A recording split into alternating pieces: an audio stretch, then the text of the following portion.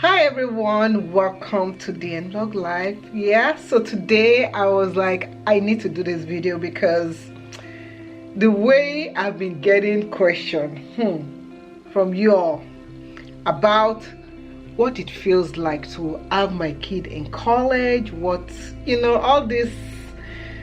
And I was like, how am I gonna put this in a way that you all will understand? So thank you so much for watching. Let me give you, for those that are new to my page, my channel, I am a parent of a freshman in college and a sophomore in high school. So my daughter goes to college, my oldest daughter, she's a freshman in the university, and it's bittersweet, needless to say. So what do I mean by bittersweet? I love that she's away. I love that she's learning. I love that she's adulting, and I love that she's learning about life and what needs to be done in terms of being our own person. But let me tell you the honest truth. The honest truth was oh my gosh, the honest truth was, the first few weeks when she was gone, I felt as if somebody took my heart and left it somewhere, and I didn't know what to do. I told myself that I wasn't going to be that parent that will always call and call and call. I didn't want to be that parent, to be honest with you. I just didn't want to be that parent that was just always, hey, just call in, hey, just call in. That was the hardest thing about it. The hardest part was not checking on her every single day. Okay, so I'm gonna say this. As a parent, especially if you are a parent that you are super absorbed, super involved in your child's well-being, you will feel an absence. And the absence is not that kind of absence like the person is dead, but it's almost close to it, as if the person is not there. You feel a nervousness, you feel anxiety, and I'm just being truthful to you, unless if you're someone that you're not that close to your kids or whatever. I felt that loss of not being there as she woke up, not being there at night, not being there to just say, hey, you want to go out, hey, this and that. I felt that absence. So after we dropped her off, I held back tears. I was like, Shola, you cannot be crying, because if you cry, to make even more emotional, your daughter is going to get more emotional. And I started saying, what can I hold on to? As a Christian, the only thing that we can hold on to is God, and the belief that God, who has placed them in this particular area of their life, in this particular place of their life, will see them through. If I have to tell you what helped me survive this moment of sending my kid 3 hours or so away from me, was God. Was trusting that no matter what bad news I hear, and I'll tell you about that one, my child will be safe. Whatever happens, my child will be safe. My child will excel. She'll be the head, not the tail. And she will find a tribe. She'll find her people. She'll find where she needs to be. So what happened was that after we dropped her off and she started classes, she was keeping up with us. I was so grateful. And if you're watching this, thank you so much for keeping up with your family. Thank you so much for calling. Thank you so much for checking on us, because I didn't want to be that parent, so I wasn't calling all the time, but I was giving it maybe like 3 days and then I'll text, or 2 days and I'll text. And when my daughters were in school, in middle school, remember, I don't know if you guys know, they do have phones, and I did install an app called Life 360. If you've been on my channel for a long time, you know about this app, Life 360, and the app kind of tells me where they are, and it was so helpful, and I never uninstalled it. So one day I opened the app and I could tell that, oh, she's in a room, oh, she's here, oh, she's there. So I still have that app. I do still look at the app once in a while when I'm worried about her. I'm like, okay, she's in class. I'm almost embarrassed to say this.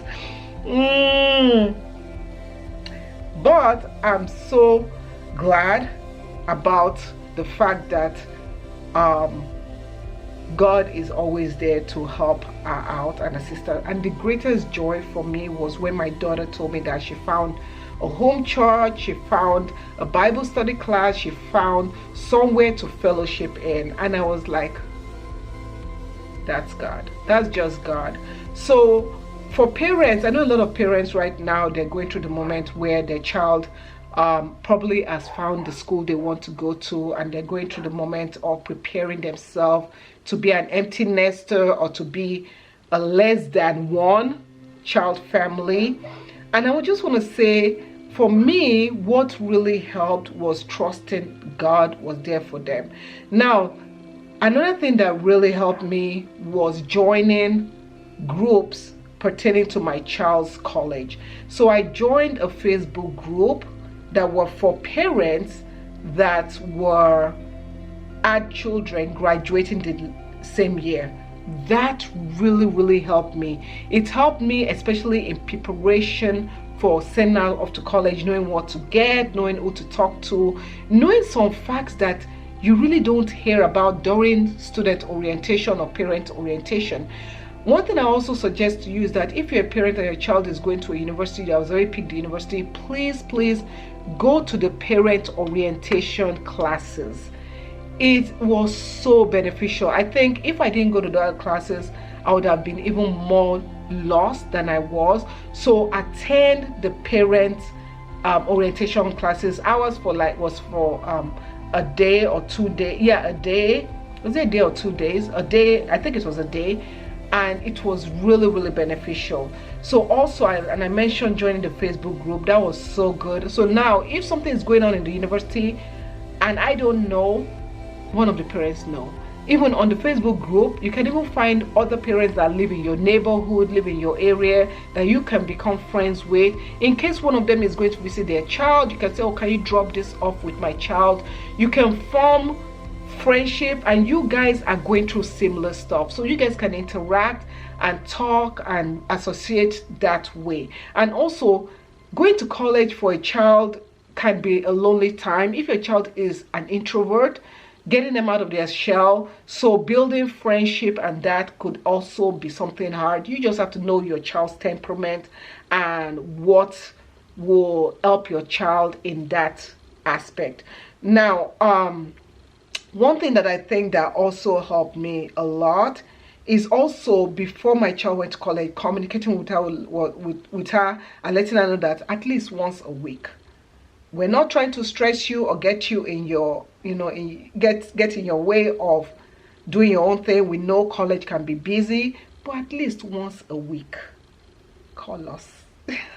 So usually on Saturdays or Sunday evenings, she'll FaceTime us and we'll all sit down, we might be watching a movie together, we might be talking together, and it's just such a nice time. I think we talk sometimes for 1.5 hours, 2 hours as a family, and it's such a nice privilege to be able to do that with her, because we're very close-knit family. When I mean close, we're very close-knit. So, and then also she does this where, and this is something that you expect if you have a child that has a sibling.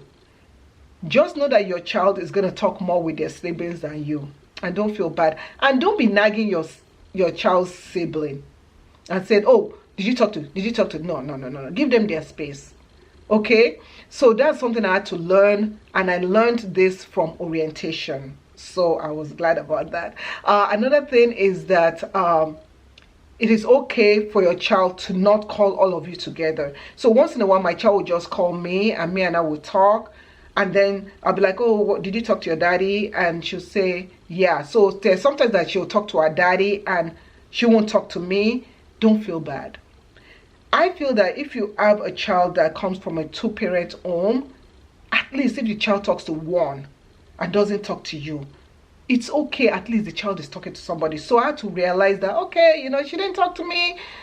Doesn't mean she doesn't love me, right? It just means that she talked to the person she needed most at that time, and her dad gives the most it gives the best advice when it comes to life experiences, when it comes to managing life and stuff. And I give my own experiences when it comes to like cooking and motherly stuff, and also some life experiences from the woman's perspective. So for me, that was something that I feel that helped my child. Now, I told you I was going to tell you an instance that I found out. So in school is like a community, right? School is like a town, and things happen. Some things are good and some things are bad.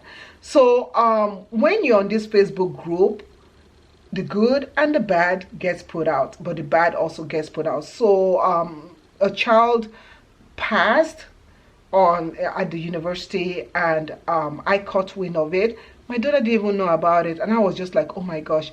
It gave me a little bit of anxiety.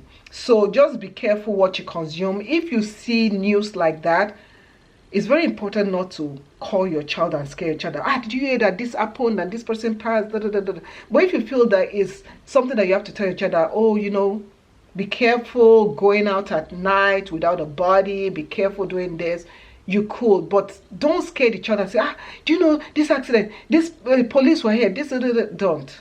Okay, don't. Next, it is okay if your child says, I'm not coming home this weekend to visit.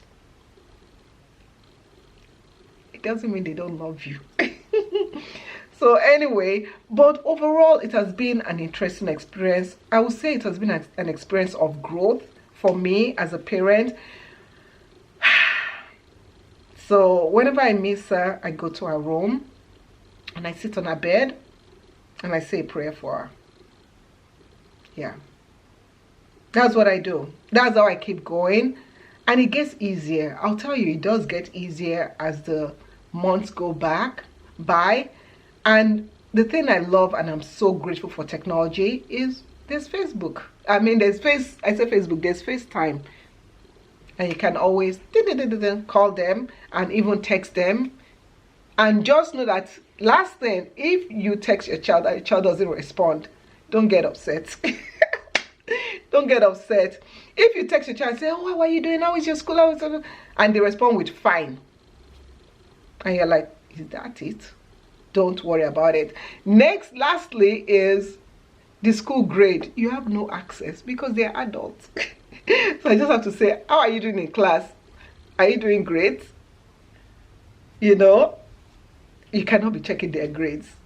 So there's so much more. If you enjoyed this video has kind of give you some peace, let me know. And if you want me to do more of this type of videos, please let me know. Thank you so much for watching, and I'll see you in another video. Thanks for watching. Bye.